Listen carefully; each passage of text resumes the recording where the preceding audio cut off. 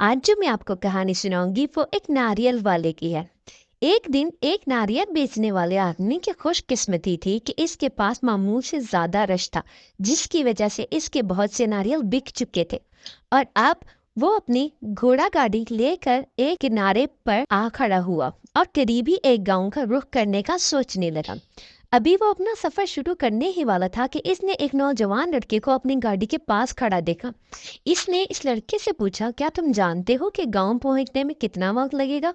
लड़के ने नारियल से भरे घोड़े की गाड़ी को देखा और कहा, अगर तुम आहिस्ता चलोगे तो बहुत जल्द इस तक पहुंच जाओगे, और अगर आप तेजी से जाएंगे तो सूरज गुरूब होने तक ही गांव पहुंच पाएंगे। लड़के की अजीब बात को ना समझकर नारियल फरोश खुश होकर वहां मुस्कुराया और अपने रास्ते पर चला। वो वापस अपने घोड़ गाड़ी पर बैठ गया और जल्दी से गांव से बाहर निकल गया। इसने अपने घोड़े को तेज तर बनाने के लिए बार बार कोड़े मारे। चूंकि नारियल से भरी हुई थी, इसलिए इनमें से बहुत से नारियल तेज घोड़ा गाड़ी चलने की वजह से गिर रहे थे, पर वो जल्दी से जल्दी अपने मंजिल तक पहुंचना चाहता था, जिसकी वजह से वो अपने घोड़े को बार बार मार रहा था। जब वो गांव पहुंचा तो रात हो चुकी थी और रास्ते में बहुत से नारियल वो खो चुका था। तब इसे एहसास हुआ कि नौजवान लड़के का मतलब क्या था, कि नौजवान लड़का कितनी होशियारी से इसे ये बता चुका है कि अगर तुम अपने मकसद को पाने के लिए यहाँ लालची बन गए तो तुम सब कुछ खो दोगे।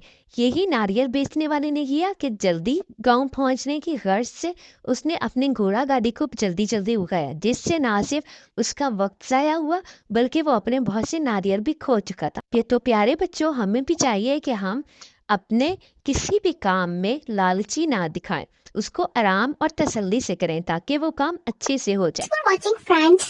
Don't forget to like, share, and subscribe my channel because your support encourages me to make more amazing videos for you. Thank you. 宝贝，我们干一杯，这是你最